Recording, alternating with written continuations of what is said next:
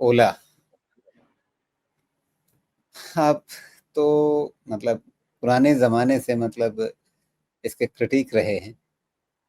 इस डिस्क्लेमर के साथ मैं इस सवाल को शुरू करता हूँ कि 1 साल के हिसाब से संकल्प पाटिल जी को आप क्या कहेंगे करंट मार्केट प्राइस पे? क्या इसमें फैसला करना चाहिए? अब इन्होंने बताया नहीं कि ये खरीद के बैठे हुए हैं या नया लेने की सोच रहे हैं।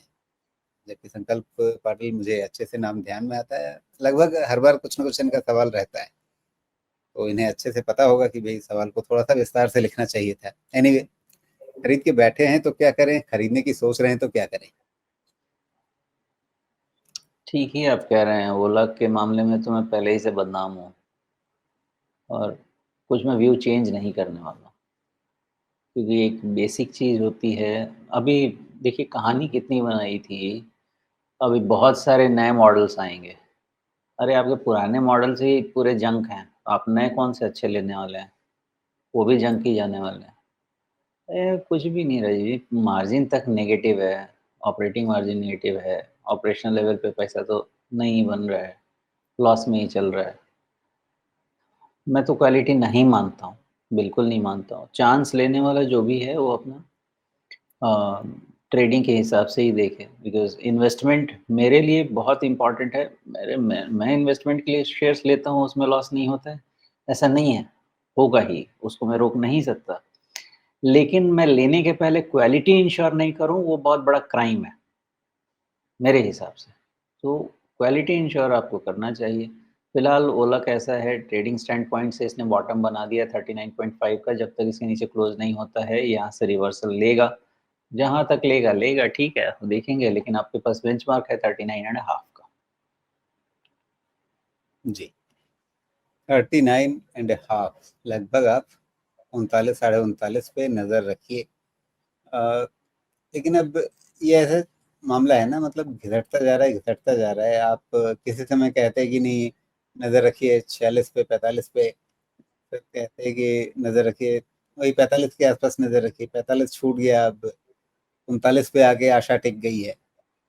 मतलब कितना भरोसा करें कि हाँ, ये लेवल रॉक बॉटम है, अब इसके नीचे गुंजाइश नहीं है। ऐसा हो ही नहीं सकता। देखिए सिंपल सी बात है, जब तक आपका सेल्स नहीं बढ़ेगा, मुझे नहीं लगता कि किसी भी तरह से प्राइस स्टेबल हो जाएगा, इसकी कोई गुंजाइश है नहीं है। ये है कि यहाँ से थोड़ी शॉर्ट कवरिंग की गुंजाइश है, दैट्स ऑल, इससे ज़्यादा कुछ नहीं।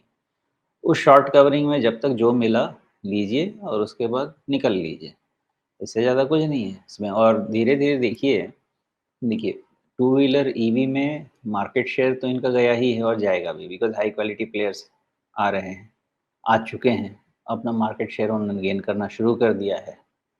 हाँ, तो और ईवी ऐसी चीज़ है राजीव जी, मैं टू व्हीलर लेवल पे देख रहा हूँ, कोई भी दुकान खड़ी कर दे रहा है क्योंकि उसको मोटर खरीदना है, गाड़ी में बिठाना है, मेन क्या है टू व्हीलर ईवी में कोई इंजन नहीं है ना, आप इलेक्ट्रिक मोटर कहीं से लेके आइए, मेन क्या है, you can differentiate your product by shape, that's all, और कुछ नहीं है। कोई अंडे के ऑमलेट जैसा गाड़ी बना रहा है, कोई किसी के साइकिल जैसा बना रहा है, कोई-कोई तो ऐसी गाड़ियाँ हैं कि लूना को भी फ़ेल कर रही हैं।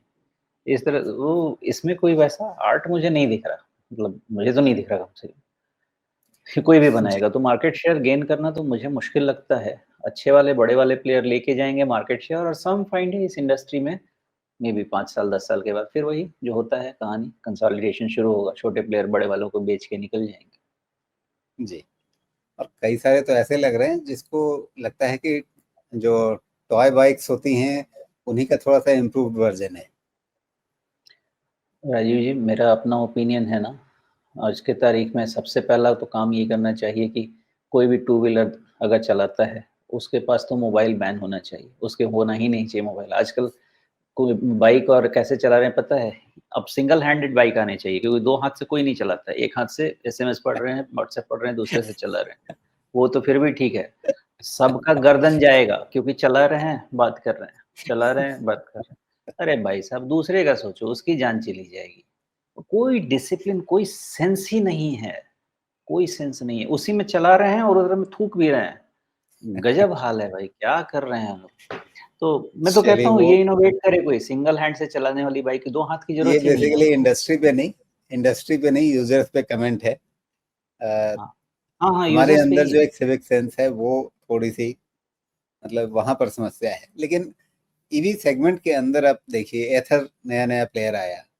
अ, अब वहाँ भी देखिए वो भी मतलब लगभग 25% 26% के आसपास नेगेटिव मार्जिन में जा रहे हैं। ओला का मार्जिन पहले ज़्यादा नेगेटिव में था, अभी वो भी 30% के नीचे उसका नेगेटिव मार्जिन है।